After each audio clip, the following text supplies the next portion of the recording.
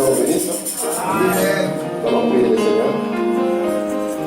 Bien-aimé Seigneur Jésus, notre Père et notre Dieu, nous venons devant de toi, Seigneur, te remercier de notre cœur. Tout ce que toi tu ne cesses de faire pour nous, Seigneur.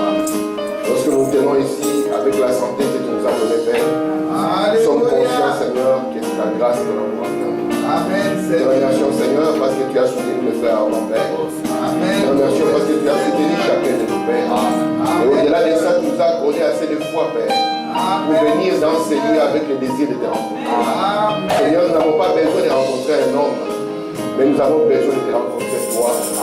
Parce que te rencontrer, Seigneur, c'est là la vie. Et nous voulons, Seigneur, vivre toute ta pensée et ton programme. Alors que ta parole va sortir au Dieu. Mets l'homme et les hommes de côté. Et toi, Père bien-aimé, fais ton œuvre, Seigneur.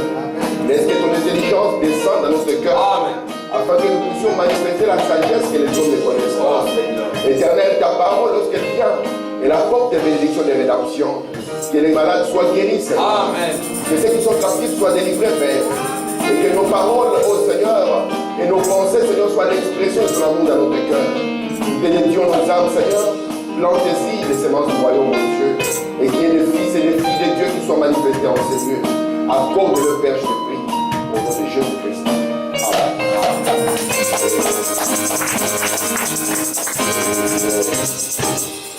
Nous allons lire la parole de Dieu alors que nous sommes debout.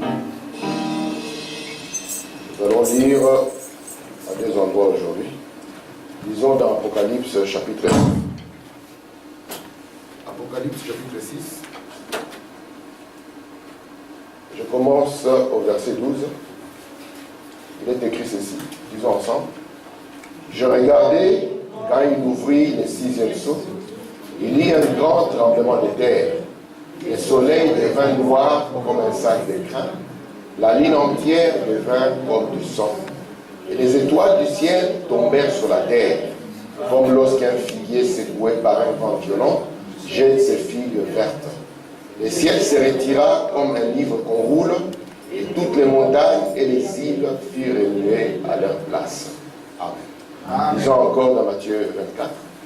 Aussitôt après ces jours de détresse, le soleil s'obscurcira, la lune ne donnera plus sa lumière, les étoiles tomberont du ciel, et les puissances des cieux seront ébranlées. Finissons par Apocalypse chapitre 8. Amen.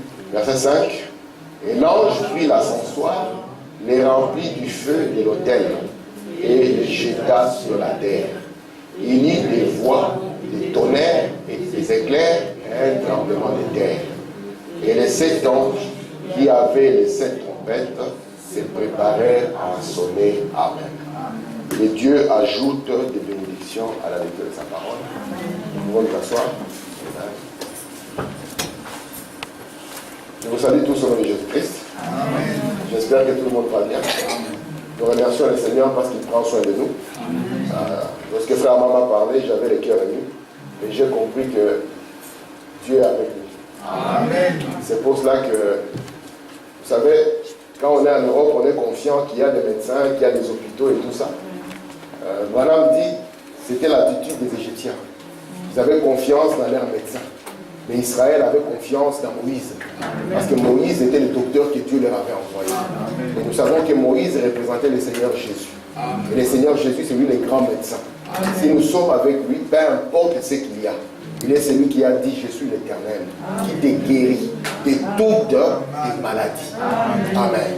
Ici, nous croyons fermement que l'Éternel guérit. Amen. Nous croyons que quand la science s'arrête, Dieu est capable d'aller au-delà de la science. Amen. Il est le Dieu des miracles. Frère Madame dit, si nous ne croyons pas à la guérison divine, nous sommes perdus. Or, ici, nous sommes de fervents croyants à la guérison divine. Amen. Hier, je lisais les témoignages de Frère Branham. Quand Frère Branham est venu au Seigneur, quand il est arrivé au Seigneur, il était devenu malade, très malade. Et il sentait qu'il avait des douleurs dans l'estomac. Il est parti voir le médecin. Le médecin lui a dit, monsieur, c'est un problème d'appendicite. On l'a opéré l'appendicite, mais cela n'a pas changé. Son état allait en s'empirant. Et puis le médecin a dit à Branham, il dit, écoute, pour que tu puisses vivre, tu dois manger que de la purée. Tu ne mangeras jamais une nourriture solide tous les restes de tes jours. Ça, c'était les paroles du médecin. Amen. Et Frère Branham a essayé de manger la purée et de boire du jus. Pendant un bon moment, il voyait qu'au lieu que son état puisse s'améliorer, son état déclinait. Un jour, il a pris la Bible et il a lu la Bible. Et quand il a lu la Bible, il a dit, je vais m'identifier à ce que la Bible dit. Amen. Et c'est là où Frère Branham s'est avancé. Il est parti dire à sa mère, maman, aujourd'hui, je ne vais pas manger la purée. Je vais manger les haricots. Amen. Sa mère lui a dit, Branham, si tu fais ça, le médecin a dit, tu vas mourir. Il a dit, non, moi, je vais manger les haricots et je ne mourrai pas. Frère Branham dit, j'ai pris les haricots, je les ai mis dans la bouche. C'est descendu dans mon estomac. Il dit, l'estomac les a renvoyés. Moi aussi, j'ai renvoyé à l'estomac. L'estomac les a renvoyés. Je les ai fait encore descendre. Ce n'était pas une bataille d'un jour. C'est une bataille qui a duré à peu près 1 mois. Amen. Où Frère Branham, il dit, Frère Branham, il avait tellement mal qu'il a quitté la table, il est parti se cacher dans sa chambre. Et il a dit, durant sa souffrance, il a dit seulement un mot, Seigneur, je te prends au mot. Amen. Amen. Et sa mère est venue toquer en disant, Bill, est-ce que ça va? Il disait vraiment, ça va. Amen. Non pas physiquement, mais les yeux de ce que sa foi avait produit. Amen. Et il a continué. Le lendemain, il est revenu. Il a dit, maman, je vais encore manger ce que j'ai mangé hier. Il a continué sur sa confession jusqu'à ce que le miracle s'est produit. Pourquoi ça s'est produit? Parce qu'il a cru qu'il y a l'Éternel qui guérit toutes les maladies. Amen. Et voilà, nous dit, lorsque Jésus vient, il nous sauve physiquement et spirituellement. Nous avons des bénédictions quant à notre physique et des bénédictions quant à notre spirituel. Amen. Amen. Merci Seigneur. Donc comme vous le savez, nous sommes dans l'étude du livre d'Apocalypse. J'espère que tu te retrouves là. Amen. Nous sommes dans cette étude du livre d'Apocalypse. Et remarquez, pour pouvoir avancer, j'ai voulu prendre les fêtes de l'Éternel que vous connaissez, qui sont dans Lévitique au chapitre 23. N'est-ce pas? Nous avons vu que ces fêtes étaient dans l'Ancien Testament. Et Frère Branham nous a dit que Dieu voulait nous montrer l'importance de ces fêtes dans le Nouveau Testament. Amen. Et lorsque nous avons étudié, nous étions arrivés, parce que je ne vais pas revenir, nous étions arrivés à la fête de la Pentecôte. Nous avons vu que la fête de la Pentecôte, parce que Pentecôte était 50 jours après la Pâque. Et nous avons vu que Pentecôte, ça représentait les temps des nations ou les âges de l'Église. Et c'est pour ça que nous avons dit, comme l'Église a commencé à la Pentecôte ne doit jamais s'arrêter. La Pentecôte n'est pas une dénomination, mais c'est une expérience que chaque croyant doit avoir. Amen. Parce que si vous n'avez pas cette expérience, vous n'appartenez pas à Jésus. Amen. Jésus s'identifie aux chrétiens qui ont l'expérience de la Pentecôte. Amen. Amen. C'est pour ça qu'à la Pentecôte, qu'est-ce qui s'est passé? Branham dit, ce n'est pas un pasteur qui s'est avancé avec un livre en disant devenez membre de l'église. Non, à la Pentecôte, le Saint-Esprit est descendu. Et quand le Saint-Esprit est descendu, il est descendu pour mettre en feu un peuple. En fait, il y ait des fils et des filles de Dieu qui soient en feu pour Dieu. Amen. Frère Branham dit pourquoi le Saint-Esprit a été donné. Le Saint-Esprit a été donné pour que ce que l'homme naturel ne peut pas faire, vous ne puissiez pas être limité à l'homme naturel. Comme dit, c'est pour cela que le Saint-Esprit a été donné. Il a été donné pour donner la puissance dans la prière. Il a été donné pour donner la puissance dans votre vie consacrée. Voilà pourquoi Jésus voulait que le Saint-Esprit descende. Parce que son Église était la continuité du ministère de Jésus-Christ. Amen. Jésus ne peut pas commencer son ministère sans que le Saint-Esprit descende. Et son Église, qui est sa continuité du même ministère, ne pouvait pas commencer sans que le Saint-Esprit descende. Et nous aussi, amen, parce que Dieu nous a placés sur la terre pour pouvoir faire quelque chose pour Dieu. Nous devons être assurés que dans notre vie, la Pentecôte s'est passée. Parce que si la Pentecôte ne se passe pas, écoutez mes frères, nous serons retrouvés dehors dans les ténèbres du dehors. Amen. Merci Seigneur. Maintenant remarquez, après la fête de la Pentecôte, qu'est-ce qui vient? C'est la fête des trompettes. Vous voyez ça? Et après la fête des trompettes, vient quelle fête? La fête des expiations.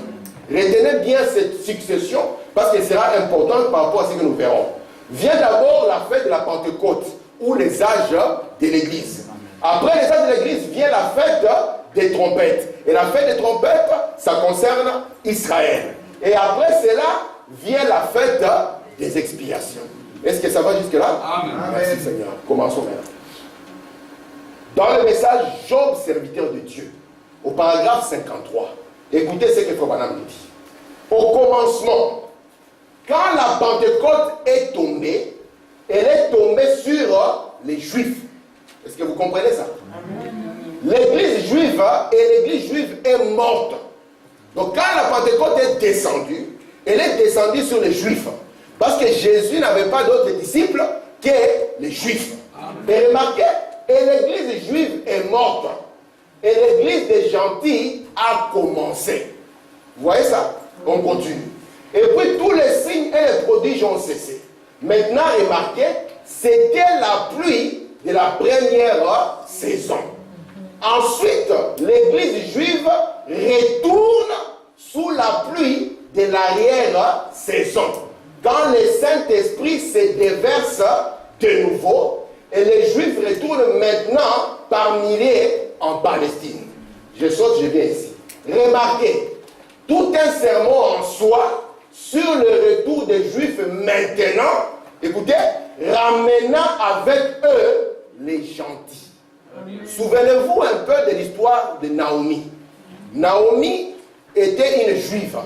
Et Naomi avait quitté la Palestine pour aller vers la terre des Moab. Et remarquez là-bas, quand la désolation a visité la famille de Naomi, elle a perdu son mari, elle a perdu ses enfants. Et lorsque Naomi commence à retourner vers sa terre, elle ne retourne pas seule, n'est-ce pas? Elle retourne avec une fille qui s'appelle Ruth. Donc il y a une période de temps où nous allons voir marcher côte à côte Naomi et Ruth. Ruth va marcher sous la grâce, Naomi va marcher sous le jugement. Est-ce que vous comprenez ça? C'est pour ça qu'elle dira que, vous voyez, l'Éternel, la main de l'Éternel s'est appesantie sur moi. Mais il y aura Ruth qui aura trouvé grâce. De sorte qu'elle dira, Naomi, ton Dieu devient aussi mon Dieu. Amen. Et ils vont faire marche côte à côte. Merci Seigneur.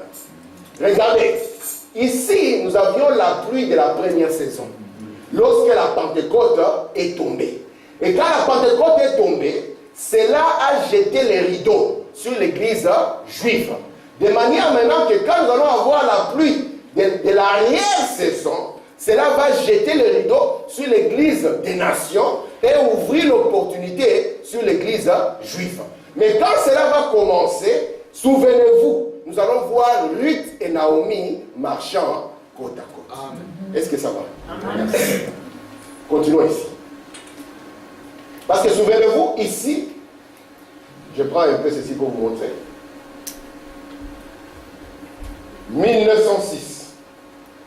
Qu'est-ce qui se passe? 1906, le Saint-Esprit descend à Azusa. Amen.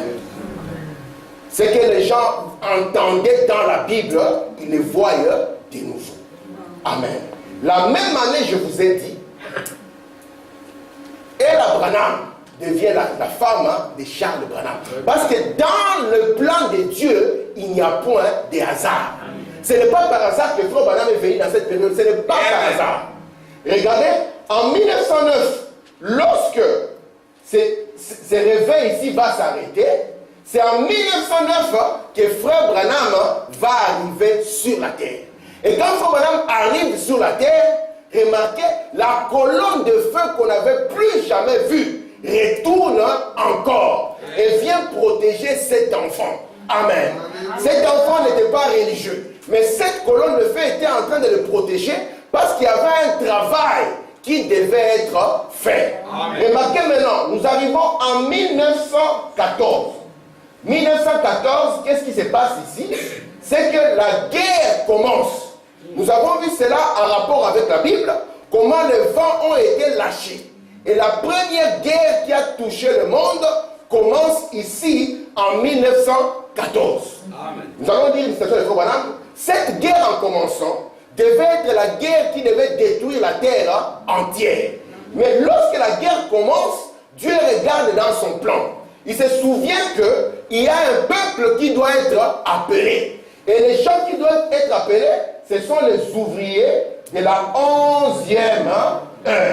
Ça, ce sont les premiers. Et Dieu se souvient aussi qu'il a aussi les Juifs qui ont encore rendez-vous avec lui. Quel nombre? 144 000. Lorsque Dieu voit ceci, Dieu dit arrêtez les vents. Vous voyez ça? Lorsque Dieu arrête les vents, ça se passe quand? En 1918. Vous voyez ça? 1918, qu'est-ce qui se passe en cette année? Les vents s'arrêtent. Mais il y a deux anges qui viennent sur la terre. C'est la naissance d'Oral Roberts. Il naît en 1918. C'est la naissance de Billy Graham. C'est le programme parfait de Dieu. Ils naissent en cette année. 1919, madame dit, vous voyez, c'est ici où les témoins de Jéhovah ont voulu confondre les choses. Lorsqu'ils ont dit que Jésus devait arriver en 1914 et qu'en 19, il devait maintenant commencer à visiter le corps mystique des Russellites. Il faut me dire, je vais vous montrer ce qui s'est passé en cette année. Et il montre qu'en 1919, qu'est-ce que Dieu fait? Parce que Dieu se souvient des ouvriers de la 11e heure. Dieu va ouvrir maintenant une porte ouverte afin qu'il y ait un message qui vienne. Et que ce message, quand il va venir, il va amener les ouvriers de la 11e heure à avoir le même salaire que les autres. Est-ce que ça va jusque-là? Mais qu'est-ce que Dieu va utiliser? Dieu va utiliser le mouvement pentecôtiste qui commence. Afin qu'au travers de ces mouvements, ces messages puissent se répandre. Et quand ce message va commencer à se répandre, il va se répandre en 3 phases.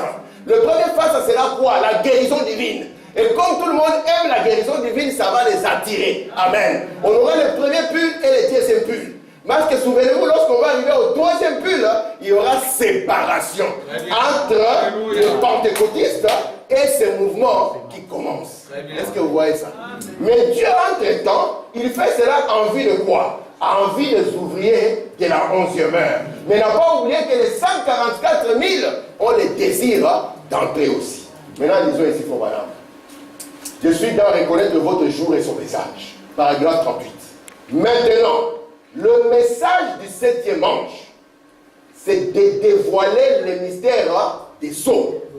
En appelant les ouvriers de la 11e heure, c'est des nations à recevoir le même salaire que les ouvriers de la première heure avaient reçu. Et Branham va montrer que lorsqu'il va commencer, ce sera un jeune homme comme un autre. À un moment comme ça, vers 18 ans, il va vouloir aller faire devenir un cow-boy, un gardien de vaches. Ouais. Lorsqu'il sera là-bas, qu'est-ce qui va se passer? Dieu va prendre un de ses frères. Dieu va prendre un de ses frères, il s'appelait Édouard. Lorsqu'on va lui dire qu'un de tes frères est mort, ça sera le plus grand choc de sa vie. Parce que ça sera la première fois que ça arrive. Et lui, il va retourner chez lui, vous comprenez? Et lorsqu'il retourne chez lui, il va commencer à sentir qu'il a un désir de Dieu dans le cœur. Amen. Parce que, je vous dis la vérité, l'homme, quand il vient sur la terre, dans son cœur, il y a une soif. Il y a une soif de rencontrer quelque chose de vrai, quelque chose de réel. C'est pour ça que parfois, il va tirer sur la pipe pour essayer de calmer cette soif. Parfois, quand ce n'est pas fort, il va prendre un peu de la poudre blanche, mais cela ne calmera jamais la soif. Il va penser peut-être, si je quitte l'Afrique, je vais en Europe, je serai heureux. Mais quand il arrive ici, il déprime plus que quand il était là-bas. Parce qu'il y a quelque chose qui doit satisfaire le cœur de l'homme. Amen. Si vous avez soif, c'est que ça signifie qu'il y a de l'eau quelque part. Dieu ne peut pas permettre que vous ayez soif et qu'il n'y ait pas d'eau. Amen. Parce que si vous avez soif, que vous essayez de boire du sable, vous allez voir que même si vous avez pris du sable, cela ne vous a pas satisfait. Et le monde que nous voyons ici en Occident, il y a beaucoup de matériel, n'est-ce pas? Ici, les gens ne crèvent pas de faim comme sur d'autres continents. Mais lorsque nous regardons la détresse intérieure, elle est horrible et elle est grande. Et c'est ce que nous voyons ici dans toutes ces rues. Pourquoi? Parce qu'on a mis Dieu dehors. Et quand vous mettez Dieu dehors, la soif à l'intérieur de vous ne sera jamais satisfaite. Amen. Il n'y a que Dieu entrant dans le cœur de l'homme qui va les stabiliser et qui va les satisfaire. Que vous soyez riche, vous serez satisfait. Que vous soyez pauvre, vous serez satisfait. Sinon, vous allez prendre la première femme. Vous direz non frère, ça ne suffit pas. Il me faut la deuxième. On vous donnera la deuxième. Celle-là ne vous calmera pas. Lorsque vous arriverez à la 12e, vous passerez à la première. Vous lui direz, toi, tu es l'amour de ma vie. Amen. C'est le cœur de l'homme. C'est pour cela que j'ai toujours dit, lorsque vous pensez qu'un homme politique va changer la situation, vous vous trompez. Parce que pour changer, il faut qu'il y ait Jésus. Amen. Vous savez ça? Gloire à Dieu. Hier, je lisais les informations, j'ai souri. En Autriche, vous voyez l'Autriche? Oui. Là-bas, il y a un parti d'extrême droite qui était arrivé au pouvoir. L'extrême droite est arrivée pour dire que tout le monde bouffe l'argent du peuple. Nous venons pour que notre peuple mange. Vous comprenez ça? Et le président de ces partis, on l'a trouvé en pleine corruption. Il est en train de dire aux journalistes, écoute, moi je vais te donner des marchés publics. Les mêmes esprits qui sont sur les gens, que ce soit en Afrique, que ce soit ailleurs, c'est toujours les mêmes esprits. Et nous ne pouvons pas compter sur ces gens pour notre bien-être. Votre bien-être est entre les mains de Dieu. Peu importe le gouvernement qu'il y a, Dieu prendra soin de vous. Amen. Et lorsque vous vous confiez sur lui, lorsque vous êtes bâti sur lui, peu importe ce qui vient, le Seigneur vous soutiendra. Amen. Remarquez maintenant. Donc c'est comme ceci que Dieu envoie Frère Branham. Et Frère Branham commence à prêcher. Amen. Remarquez, il commence à sentir la soif de Dieu d'abord. Lorsqu'il a la soif de Dieu, il se dit, je dois parler à Dieu. Si vous voyez la première prière de Frère Branham, vous rirez. Vous savez comment il a dit? Il a dit bonjour Monsieur Dieu. Voilà. Il a appelé Monsieur Dieu. Il lui a écrit une petite lettre. Parce qu'il savait quand même qu'il y a quelque chose. Amen. Vous voyez ça? Et maintenant, remarquez, Frère Branham va commencer à faire quoi? À fréquenter une église. Il va commencer à fréquenter une église baptiste. Il y a des circonstances. Il va aimer une soeur et c'est à cause de la soeur qu'il va aller à l'église. Ça fait bizarre. Hein? Et il va commencer à fréquenter cette église. Le pasteur de cette église, il s'appelle Roy Davis. Il y a quelque chose que cet homme a fait. Frère Branham n'était pas d'accord avec lui, mais il avait fait quelque chose qui m'a touché. Un jour, il y avait un scientifique qui est venu, qui a dit aux chrétiens, je vous lance un défi. Vous comprenez ça? Je fais quoi? Je vous lance un défi. Écoutez les défis. N'est-ce pas que votre Jésus a dit dans la Bible que si vous buvez des breuvages mortels, vous n'allez pas mourir? Il est venu avec une bouteille d'acide sulfurique qu'il a mis dedans. Il a dit, n'est-ce pas que vous croyez que la Bible est vraie? Si la Bible est vraie, venez voir. Il les a tellement harcelés. À un moment, ce jeune homme, il était encore jeune, le jeune Davis. Le jeune Davis s'est levé. Il a dit, je suis fatigué. Il s'est avancé. Il a dit, je suis jeune. Et je suis un prédicateur. Et je crois que la Bible est vraie. Même si Dieu ne me délivre pas, je vais boire cet acide. Il a pris l'acide, il a bu. Et rien ne s'est passé. Mais il y avait un ancien qui était à côté de lui, qui lui a dit, c'est une erreur. Parce que cet homme-là ne croira pas. Un homme qui croit ne lance pas des défis comme ça. Vous comprenez ça? Ah. Il a dit, souviens-toi qu'il est écrit, tu ne tenteras pas l'Éternel, hein, ton Dieu. Mais Frère Branham a commencé à marcher avec cet homme. C'était un homme qui était un homme de foi. Et ce jeune homme a commencé à l'entraîner. On a commencé à l'entraîner. Et il a senti dans son cœur le désir d'être baptisé. Et il a regardé dans la parole. Il a compris que le baptême était au nom du Seigneur Jésus-Christ. Il est descendu avec son pasteur. Il a dit, pasteur, c'est moi qui va te donner la formule du baptême. Tu vas me baptiser au nom du Seigneur Jésus-Christ. Est-ce que vous comprenez ça? Amen. Pourquoi c'est là? Parce que Dieu avait un message à délivrer. Le temps était devenu court. Il fallait qu'il y ait un message rapide qui arrive. Parce qu'il y a des jugements qui commencent à frapper la terre. Frère Branham vous a dit, depuis 1914, la terre n'a plus jamais connu de paix. Elle est tout le temps agitée, tout le temps agitée, tout le temps agitée. Et lorsque nous en arrivons aujourd'hui, nous trouvons que ça devient encore comme au temps de la guerre froide. Vous n'entendez pas tout le temps. La Russie est en train d'interférer dans les élections. Vous n'entendez pas ces mots? La Russie interfère. Et la Russie, qu'est-ce qu'elle dit? La Russie dit, nous venons de produire des armes. J'ai lu, il a fait un discours il n'y a pas longtemps. Nous venons de produire des armes supersoniques. Il dit, et il n'y a personne sur la terre qui a ses armes. Et c'est là où Branham vient vous dire, hein, l'homme s'est détruit. Ce n'est pas Dieu qui détruit l'homme. Parce que quand Dieu a dit qu'une poule doit manger de cette manière, elle doit grandir de cette manière, il y a eu des hommes intelligents, n'est-ce pas, qui sont venus pour dire que la poule, elle n'a pas besoin de 8 mois. On va vous faire grandir ça en 2 mois. Est-ce que je mens? C'est Dieu. C'est des intelligents. Ils sont venus, ils ont produit ça. Et on mange ça, et les hommes deviennent malades, ils deviennent bizarres. Il faut madame dire, ça change même les cellules de leur cerveau. Au point que les hommes sont devenus amoureux des hommes. Un seul rattaché. Ils mangent une nourriture bombardée d'hormones, qui fait que parfois vous marchez dans la route, vous ne savez plus distinguer si c'est un homme, si c'est une femme. Oui. Ils vous tournent le dos comme ça, vous ne savez pas si c'est un homme, si c'est une femme. Est-ce que vous êtes avec moi? Amen. Amen. Ce sont les intelligents qui sont venus, qui ont dit, nous allons faire ceci, nous allons faire cela, nous allons faire ceci. Et aujourd'hui on dit, vous êtes en train de détruire la planète. N'est-ce pas? Est-ce que c'est Dieu? Voilà, on dit, l'homme se détruira lui-même. Et Pierre a dit, souvenez-vous, le monde d'avant a été détruit par l'eau. Amen. Mais ce monde présent, Dieu le réserve pour le feu. Et c'est le feu de bombes atomiques. Amen. Merci Seigneur. Regardez maintenant. Je saute un peu. J'ai pris une partie du paragraphe.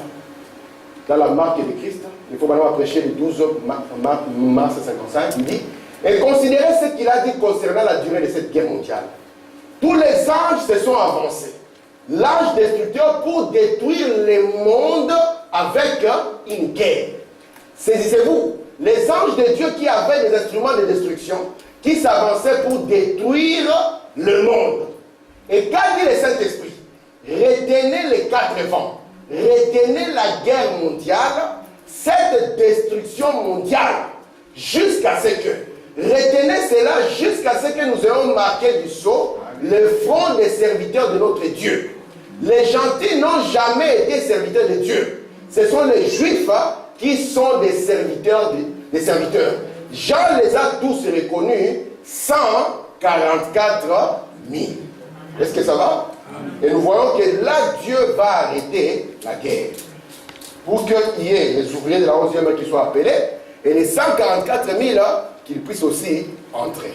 Merci Seigneur. Nous allons commencer la leçon du jour. Ok. La leçon commence maintenant. Je prends Lévitique 23. Je vais parler pendant 30 minutes.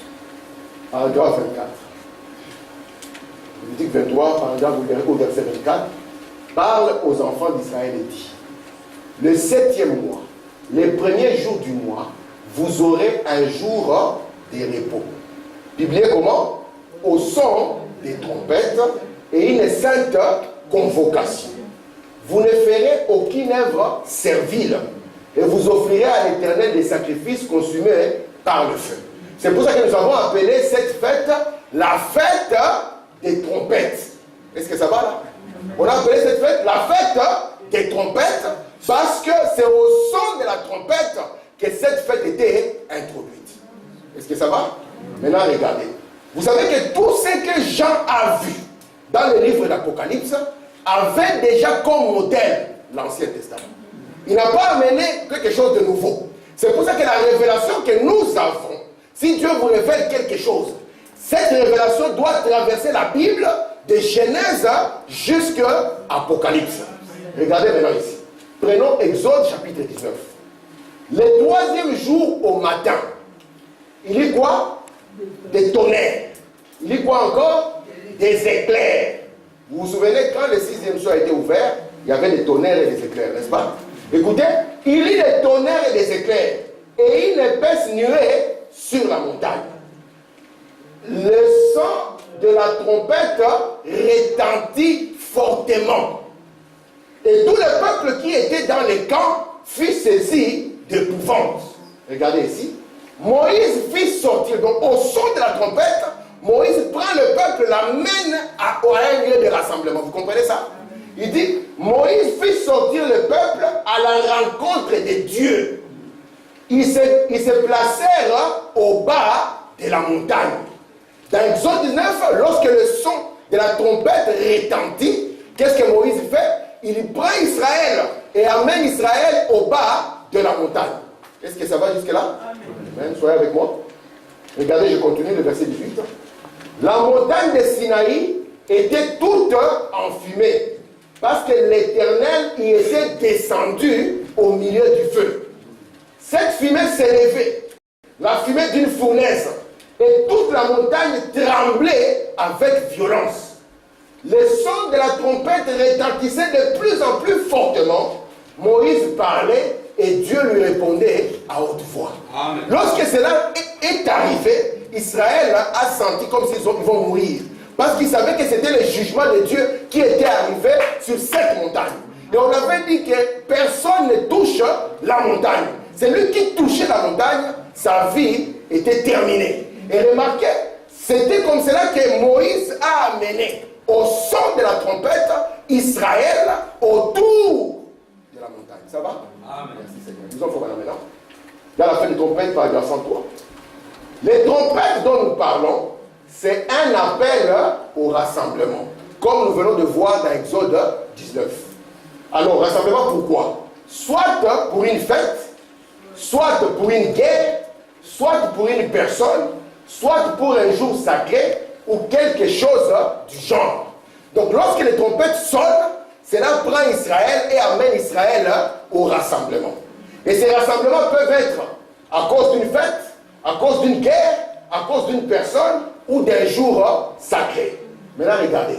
Remarquez, vous dites, pour une personne, oui, pour l'année du jubilé, l'annonce de l'approche de la liberté, du temps où les gens pourraient s'en retourner. Donc, les trompettes, quand ça sonne, ça va sonner dans le but de rassembler Israël. Est-ce que vous comprenez ça?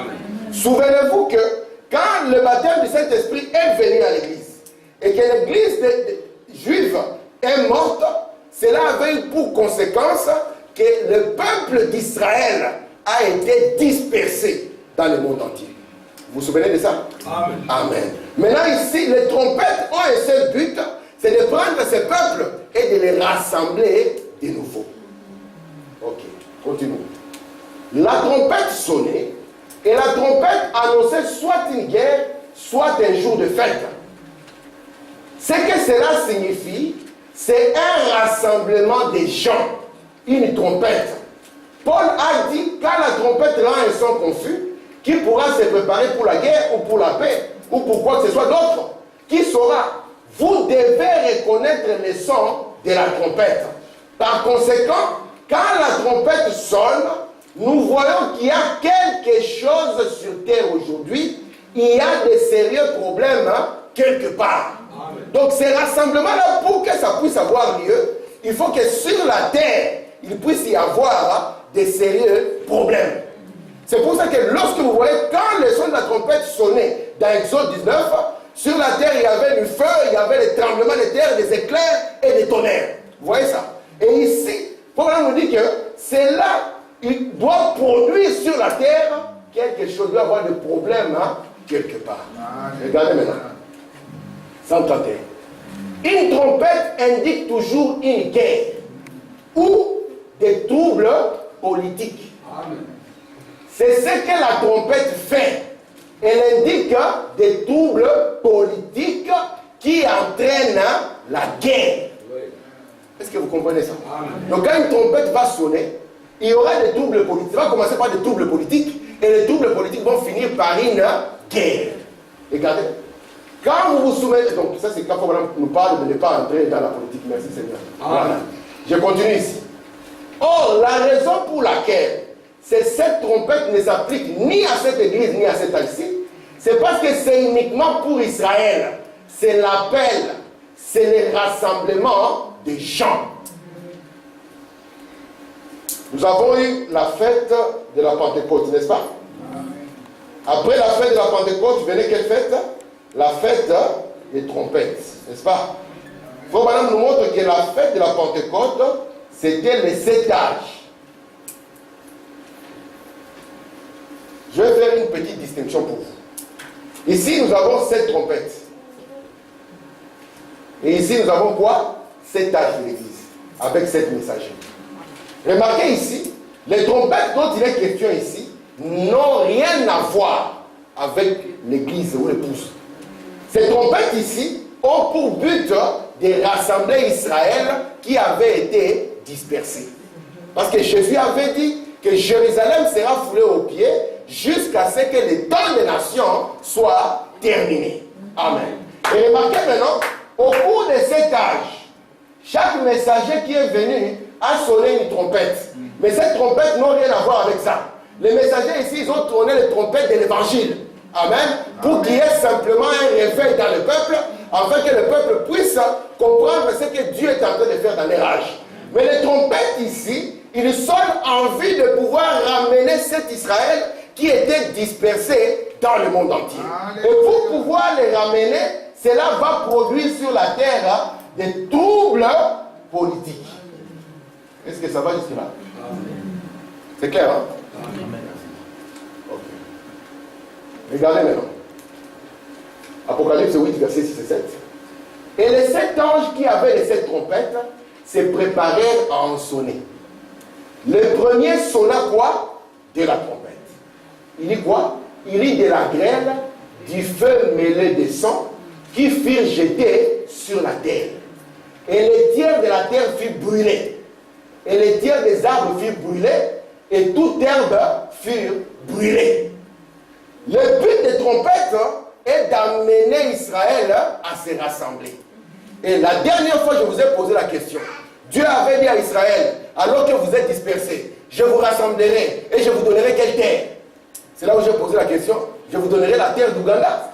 Et tout le monde était étonné. Dieu a dit, je vous donnerai la terre d'Israël. Vous voyez que nous, en tant qu'Église, parce que nous sommes Israël dans le domaine spirituel. Nous n'avons pas un pays naturel dans lequel nous devons nous rassembler. Vous voyez ça? Mais Israël a une terre physique, une terre naturelle dans laquelle Israël est censé se rassembler. Ainsi, pour qu'Israël puisse se rassembler dans cette terre, il faut que Dieu puisse permettre qu'il y ait des troubles politiques afin qu'il puisse avoir une terre naturelle. Est-ce que ça va? Amen. Merci Seigneur. Maintenant, quand on va sonner la première des trompettes, nous allons remarquer quelque chose. Que cette trompette, si vous prenez les trompettes, vous allez voir que ce qu'il y a dans les trompettes est exactement pareil à ce qu'il y avait lorsqu'Israël était en Égypte et qu'Israël devait sortir pour pouvoir retourner en Palestine. Est-ce que vous comprenez ça? Un jour, Israël a quitté la Palestine. Et Israël est venu s'établir en Égypte. N'est-ce pas? Parce que Joseph était prospère en Égypte. Et Israël est resté là-bas. Ils se sont multipliés. Jusqu'au jour où il y a eu le pharaon qui ne connaissait pas Joseph. Et qu'est-ce qu'ils ont fait? Ils ont pris le peuple et l'ont mis en esclavage. Le peuple a commencé à crier à Dieu afin que les 400 ans de promesses puissent s'accomplir. Quand le temps de la délivrance est arrivé, il y a un prophète qui est descendu, n'est-ce pas? Et ce prophète est venu enfin de sortir Israël. Mais pour que cela puisse avoir lieu, le prophète a amené des troubles dans les terrains d'Égypte. Amen. Vous comprenez ça? Amen. Merci Seigneur. Regardez. Maintenant, remarquez. Une trompette sonnée. C'était pour le rassembler. Donc, la première trompette qui a sonné, il y a eu de la grêle, du sang et du feu qui ont été répandus sur la terre. Exactement comme ce qui s'est passé en Égypte. Il dit une préparation en vue de les rappeler au jour de l'expiation. Vous voyez, ils ont rejeté la vraie expiation. Vous savez, si quelqu'un pense que Dieu ne l'aime pas parce qu'il n'a pas l'argent, c'est qu'il ne sait pas lire les événements. Si vous avez reçu le message et que vous n'avez pas l'argent et que vous allez conclure Jésus ne m'aime pas, c'est que vous ne savez pas lire les événements. Vous comprenez ça? Amen. L'amour de Dieu, il est ici. Vous comprenez ça? L'amour de Dieu pour vous, l'amour de Dieu pour moi, se trouve ici. Amen. Regardez, une préparation en vue de les rappeler au jour de l'expiation. Vous voyez, ils ont rejeté la vraie expiation. Lorsque Jésus est venu, si Israël avait accepté Jésus, nous n'aurons jamais connu le Seigneur.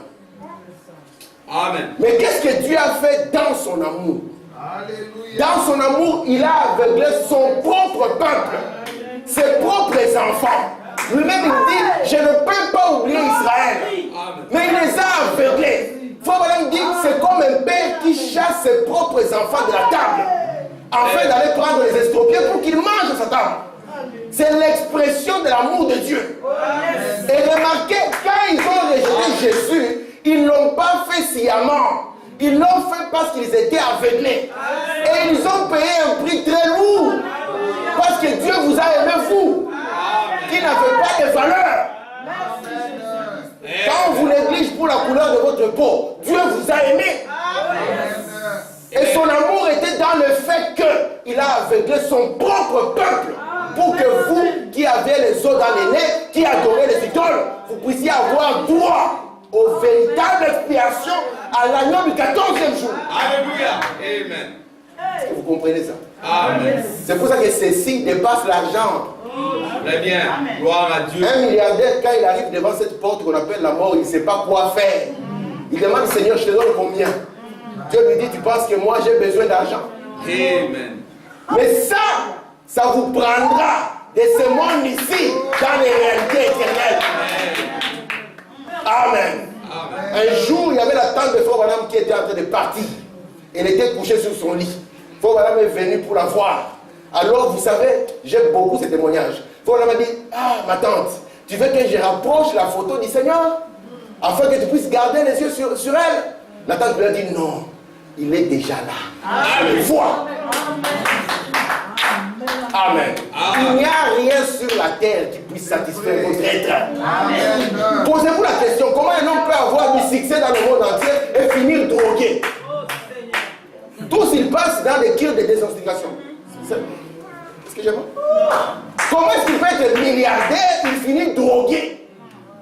C'est parce que l'argent n'a pas été fait pour satisfaire le cœur de l'homme. Le cœur de l'homme, il n'y a aucun matériel qui puisse le satisfaire. D'ailleurs, les vraies choses ne sont pas matérielles. Montre-moi où on achète la paix. Montre-moi où on achète l'harmonie. Montre-moi où on achète l'amour.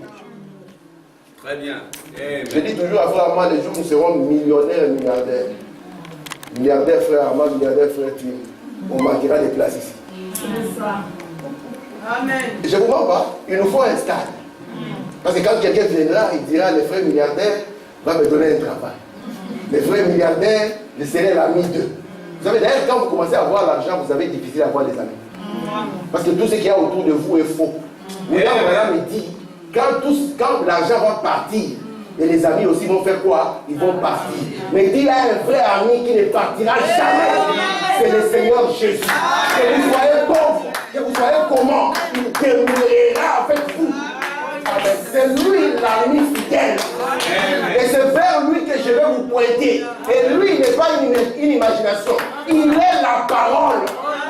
C'est pour ça que Jésus a dit, si vous demeurez dans ma parole et que ma parole demeure en vous, alors demandez. Amen. Et remarquez, les Juifs et les pauvres gens, ils ont raté la vraie expiation. Lorsque Jésus était venu pour introduire la Pâque, ils ont raté ça, n'est-ce pas? Ils ont fait voilà. Je suis dans le pièce ici, j'ai pris une partie du paragraphe. On appelait cela la fête des Pâques, que Dieu avait ordonné aux Juifs jadis, dans le premier âge de leur histoire. C'est à ce moment-là que l'agneau de sacrifice devait être tué et que l'expiation devait être faite pour les péchés. Amen. N'est-ce pas? Continuons. Je suis dans quelle est cette réaction? Maintenant, vous savez que Jésus n'était pas venu pour briser la loi. Quand il y avait une fête, Jésus aussi descendait à Jérusalem. Amen. Écoutez, parce que c'était un croyant. Et regardez, paragraphe. Maintenant, la journée avait été très fatigante, énervante, et c'était un jour spécial. Donc ce jour-là, la journée était énervante pour le Seigneur Jésus. Nous voyons ici Jésus monter où? À Jérusalem. Prêt pour participer à la Pâque. Et la Pâque, c'était là où l'agneau pascal était tué. Et le sang était répandu sur le trône de miséricorde pour faire l'expiation pour le peuple. Regardez, il venait de Bethphagée. Il avait atteint le sommet du mont des Oliviers qui domine une autre petite colline où Jérusalem était construite. Donc dès là, il voyait Jérusalem. Regardez. Et pendant qu'il regardait, il savait que c'était sa dernière visite. C'est pour ça que Jésus leur a dit, il faut que le Fils de l'homme aille où? À Kinshasa? À Jérusalem. Et là, qu'est-ce qu'on va faire? On va l'outrager. On va lui faire du mal. Amen. Afin que ça accomplisse quoi? Tu n'as voulu ni sacrifice, ni offrande, tu m'as formé un corps. Et ce corps-là, Dieu ne l'a pas permis qu'on puisse l'écraser pour rien. Amen. Il fallait qu'il y ait la vie qui quitte ce corps afin de produire d'autres Jésus. C'est ça le programme et le plan de Dieu. Amen. Et si la vie qui était en Jésus n'est pas en nous, nous n'avons pas atteint le programme de Dieu. Jésus n'est pas mort pour que les gens remplissent les églises. Non. Jésus est mort pour que la vie qui était en Jésus-Christ puisse revenir sur son peuple. C'est pour ça que Paul a dit, ce n'est plus moi, mais c'est le même Jésus. Il vit maintenant ici. Parce que le sang là devait laver, devait produire un peuple pur. Amen. Et produire l'expiation. Merci Jésus. Amen.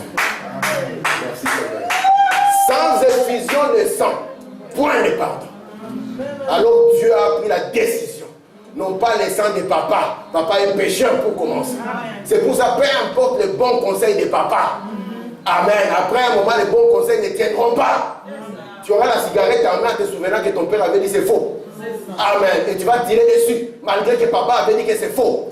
C'est pour ça que si la puissance d'Aaron n'est pas en vous, peu importe ce qu'on vous dira ici, vous allez produire le contraire.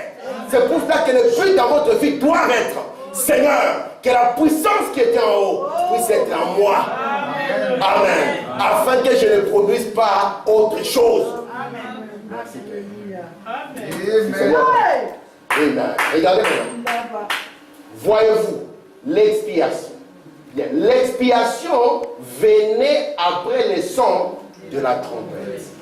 Regardez, voyez, comme c'est beau. Il faut vraiment trouver que c'est beau. Le jour de l'expiation venait après la trompette. Je continue.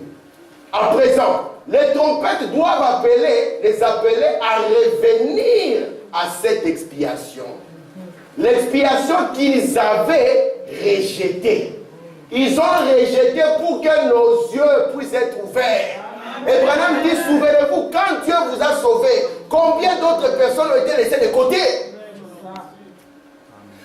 Si vous voulez voir la gravité des choses, imaginez un peu votre vie.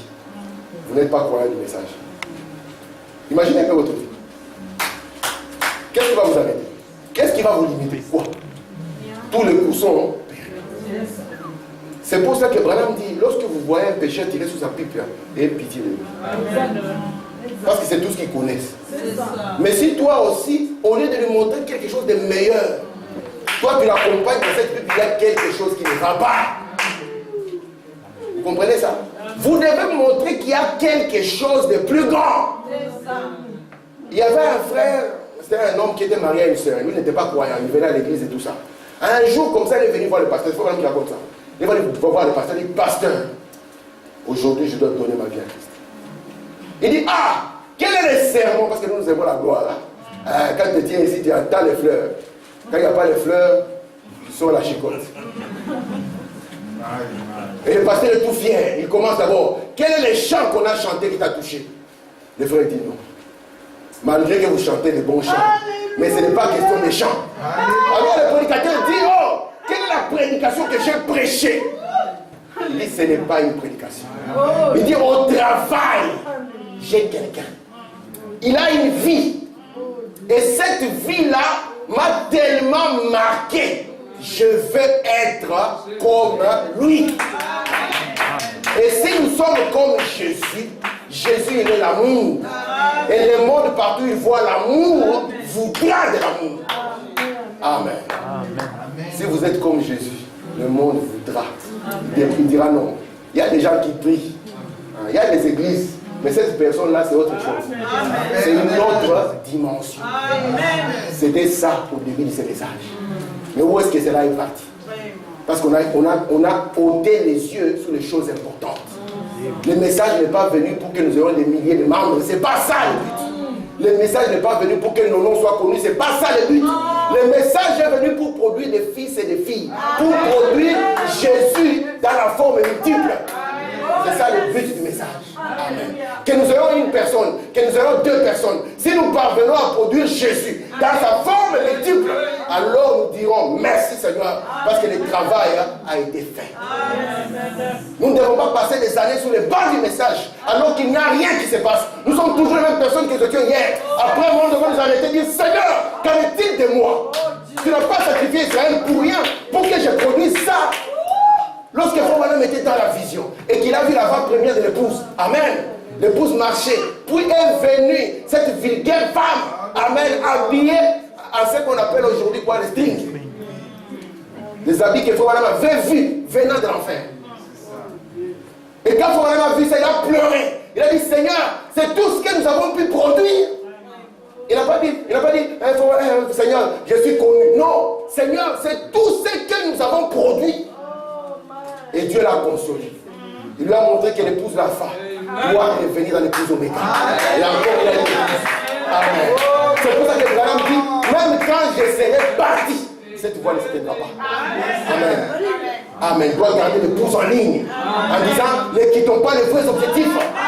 N'entrons pas dans les histoires des églises. Entrons en Christ. Amen. Merci Seigneur. Merci mon Dieu. Regardez ici. La fête des trompettes, vous voyez, on a la Pentecôte, après vient la fête des trompettes, vous voyez. Et après la fête des trompettes vient quoi? L'expiation. Ces rassemblements ici, c'est un but de l'expiation. Et l'expiation, c'était celui-là qui avait la tête. Vous voyez ça? La Pâque, c'était l'expiation. Jésus venant comme l'agneau. Ils ont refusé. N'est-ce pas? Le pain sans levain, c'était le corps de Jésus qui devait être déchiré. Et ils ont rejeté. Imaginez un peu, c'est Dieu qui a fait ça pour nous, mes frères. Si Dieu n'avait pas fait ça, l'histoire serait terminée. Mais Dieu nous a aimés tellement qu'il les a aveuglés. Et Dieu a fait quoi? Il a agité les prémices de la résurrection. Amen. Sur un peuple qui n'avait aucun mérite. Amen. Et remarquez maintenant, Dieu se souvient d'Israël. Il dit c'est mon peuple. Je ne vais quand même pas les oublier. Alors, sonnons les trompettes. Cela va amener les troubles. Et les troubles vont ramener Israël. Afin qu'Israël puisse faire quoi? Puisse revenir à la fête de l'expiation qu'ils avaient rejetée. Est-ce que c'est clair pour vous? Regardez maintenant, on continue ici. Frère Branham dit, j'aime Frère Branham, vous savez. J'aime beaucoup cette personne. Faire des apôtres, si on me sépare de Frère Branham, j'arrête les histoires des églises. Parce que je sais que c'est l'aveuglement qui m'attend au fond. Amen. Regardez ici, dans la fête des trompettes, il dit, comme c'est parfait aujourd'hui. Il n'est pas question de l'immoler de nouveau. Donc dans cette fête d'expiation ici, il n'est pas question de venir avec un agneau pour l'immoler. Non. C'est pour ça que les gens ont dit, nous attendons le troisième temple pour immoler un agneau. Une génisse rousse. Il y a dit, frère, avec Frère Branham, tu peux parler comme ça? Oh, en Israël, ils ont trouvé une génisse rousse. Mais mon frère, est-ce que tu es là? Tu comprends de quoi il s'agit? Frère Branham dit ici, regardez ici, je suis là.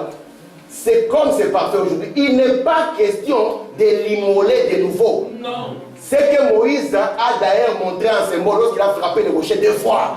Vous voyez ça? Il n'est pas question de frapper le rocher 2 fois. Amen. Vous savez qu'un prophète, tout ce qu'il fait est la parole. Je peux vous montrer qu'il y a la parole là-dedans aussi. Regardez, écoutez. Il dit, Moïse a d'ailleurs montré en ce mot, lorsqu'il a frappé le rocher la 2e fois, ça n'a pas marché. Ce n'est pas une fête pour immoler un animal, mais un deuil pour avoir rejeté l'expiation. C'est un deuil. C'est pour ça que si nous arrivons au point où tu comprends que ici j'ai rejeté la parole, il te faut un deuil, mon frère. Mais c'est vrai.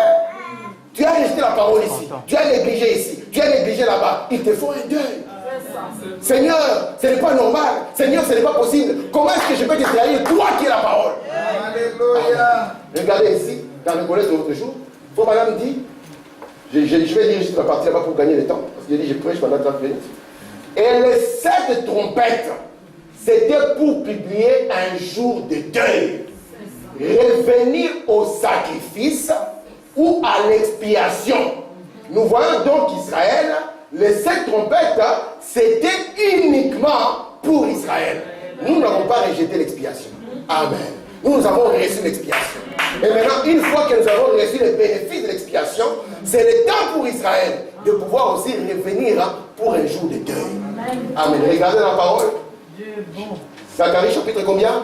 12. Lisons ensemble le verset 10. Alors c'est Dieu qui parle. Je répandrai sur la maison de David, sur les habitants de Jérusalem, un esprit. C'est un esprit d'aveuglement. Ici, Dieu va répandre un esprit de grâce et de supplication. Ils tourneront les regards vers quoi? Vers moi. Qui? Ah, donc celui qu'ils ont percé, c'était le Seigneur Jésus. Vous voyez, ils tourneront les regards vers moi. C'est lui qu'ils ont percé. Et alors, ils pleureront sur lui comme on pleure sur un fils unique. Ils pleureront amèrement sur lui comme on pleure sur un premier-né. Regardez, en ce jour-là, le deuil sera grand à Jérusalem, comme le deuil d'Adadrimon dans la vallée de Megidora. La Bible est merveilleuse, n'est-ce pas? Lisons encore Zacharie 13, vous allez voir. Et si on lui demande, parce qu'ils vont avoir les yeux sur lui, n'est-ce pas? Et si on lui demande d'où viennent ces blessures que tu as aux mains, il répondra, c'est dans la maison de ceux qui m'aimaient que je les ai reçus. Il est venu chez les siens et les siens ne l'ont point reçu. Pourquoi? Dieu t'a aimé. Amen. Amen. Oh Seigneur, tu m'abandonnes. Oh Seigneur, votre vie ici, dans cet espace, c'est rien. Ce qui compte, c'est la sémence qui est en vous. C'est pour ça que Dieu n'a pas prédestiné le nom que nous avons de nos parents. Non, Dieu a prédestiné la sémence. Merci Seigneur. Amen. Et si on lui demande d'où viennent ces blessures, mais tu es blessé. Mais c'est vous qui avez fait ça. Nous, Seigneur. Ils doivent pleurer. Merci Seigneur. Merci mon Dieu. Je vais terminer par... j'ai encore 3 minutes. Donc si j'ai encore une citation derrière, ok, je vais prendre les 2 citations ici, vous allez comprendre. Regardez. Frère Madame nous parle ici dans Jéhovah, j'irai 3e partie. Paragraphe 89. Les Juifs, lors du Yom Kippour, le Yom Kippour c'est la fête des expiations. Amen. Lorsqu'ils prennent la communion, ou plutôt la Pâque, tout Juif le sait. Tout Juif, c'est quoi? Il le sait. Il sait que sous le couvercle se trouve le morceau du pain cachère rompu. Donc lorsqu'il présente le pain, il y a un pain qui rompt. Amen. Et les Juifs, faut maintenant dire, tous les Juifs avec qui j'ai parlé, pourquoi est-ce que ce morceau de pain est rompu? En réalité, il y a 3 pains. Il y a un pain qui est ici, un pain ici, et il y a un pain du milieu. C'est le pain du milieu qui rompt. Et il faut maintenant dire, j'ai essayé de poser la question à chaque Juif. Pourquoi le pain là est rompu? Madame dit ici, ouais. Je ne connais aucun Juif avec lequel je me sois entretenu qui soit capable de m'expliquer la raison d'être de ce pain caché rompu. Eh bien, elle est ici dans la confirmation de l'alliance. C'est le corps brisé de Christ. Vous voyez ça? Donc, en brisant ce pain, il ne se rendait pas compte. C'est pour ça que Jésus, lorsqu'il parle à ses disciples, il dit, ceci est mon corps. Vous voyez ça? Amen. Regardez. Et c'est comme cela. Vous savez, Jésus avait une manière de faire qui faisait que lorsqu'il faisait ça, les disciples savaient que c'est le Seigneur. Parce que lorsqu'on amenait les 3 pains, Jésus avait, c'est lui qui rompait le pain du milieu.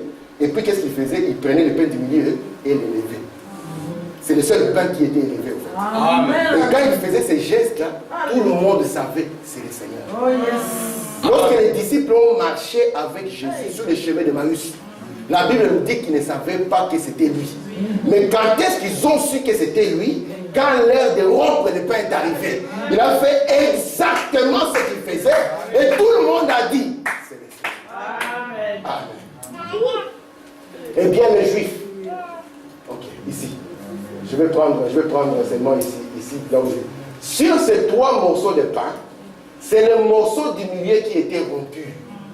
C'était Christ. Le morceau du milieu était rompu. Christ, l'intermédiaire. Cela montrait qu'il devait avoir un brisement quelque part pour la rédemption. Ce morceau de pain représentait la rédemption. Il devait avoir un brisement quelque part pour la rédemption. Vous voyez que le prix à payer pour le péché était lourd.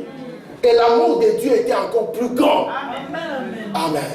Parce que frère Madame dit, vous valez plus que le sang de Jésus. Alléluia. Vous comprenez ça? Celle-là, tu vaux plus que le sang de Jésus.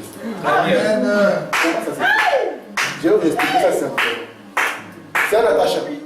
La valeur de ton âme, c'est plus que le sang de Jésus. Amen. Amen. Si vous entrez dans un magasin et qu'on vous dit que ça, c'est ça 100 €, vous allez l'acheter. Pourquoi? Parce que vous êtes conscient que votre argent vaut plus que ça. Amen. Amen. Quand il fallait vous racheter, vous cherchez. Dieu avec Jésus. Il a regardé ce que vous avez comme valeur. Ce que Jésus a fait. Il a pris Jésus, il l'a donné.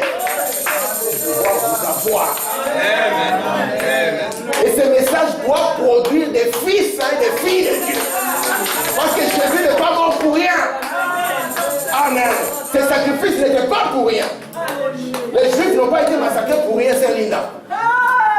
C'est pour qu'il y ait un Jésus qui s'appelle Linda. Amen. Regardez ici. Je vais vous montrer quelque chose en finissant. Regardez ça. Là, il y a un homme qui peut allumer la lumière. Amen. Au paragraphe 25, il est dit, voyez-vous, sous les 6e sceaux, toutes les trompettes sonnent ici. Juste sous les 6e sceaux. Avant que les 7e sceaux ne révèlent la venue. Ah, c'est merveilleux. C'est l'université là-bas où Madame Dieu père. Tu vas avoir des gens qui vont te raconter des bêtises. Comme je disais, tous les programmes des églises sont des bêtises. Amen. Mais ici, il dit quelque chose de beau, de merveilleux, de biblique. Il dit ici, toutes les trompettes sonnent sous les 6e sceaux, juste avant que les 7e sceaux ne révèlent la venue de Christ. Donnez-moi 3 minutes. Regardez ici. Nous avons Apocalypse chapitre 6 dans vos Bibles, n'est-ce pas? Si vous prenez le verset 1er et le verset 2, vous verrez le cavalier au cheval blanc. Amen. Qui va sortir.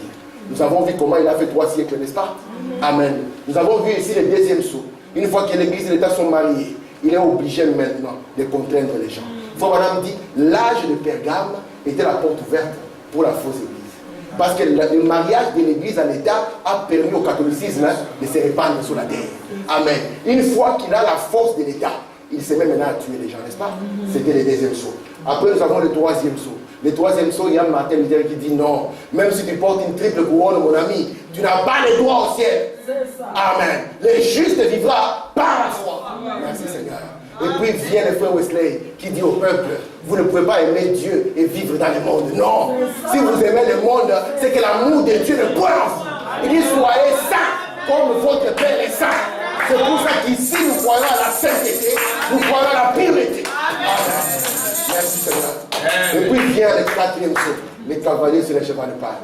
Amen. Il vient, s'appelle la mort, pour qu'il y ait des âmes qui meurent. Mais Dieu envoie qui? Il envoie un aigle.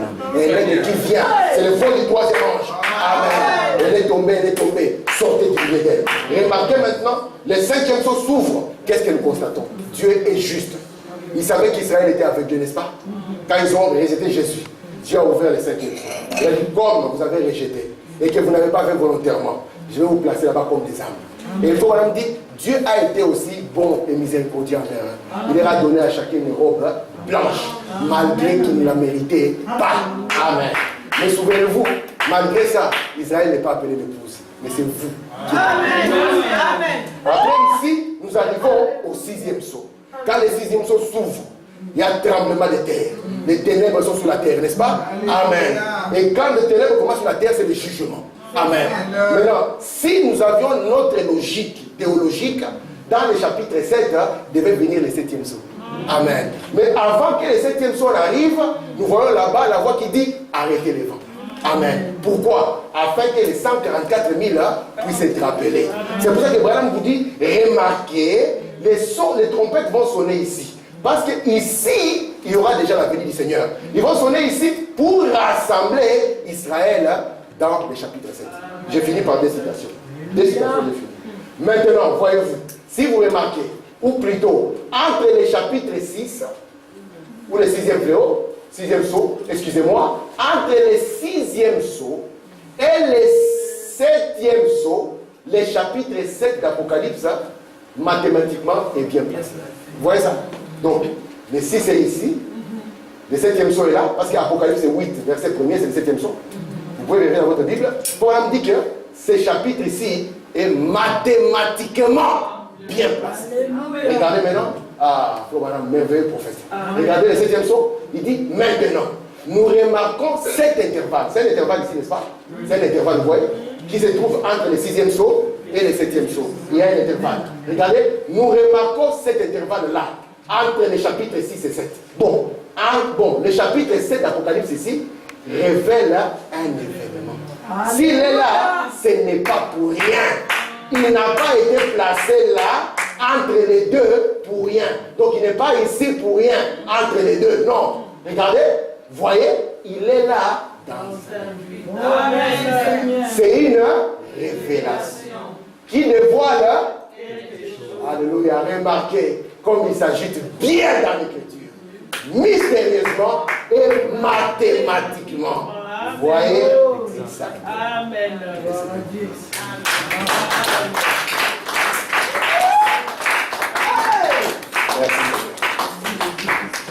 Amen. Nous allons mettre debout.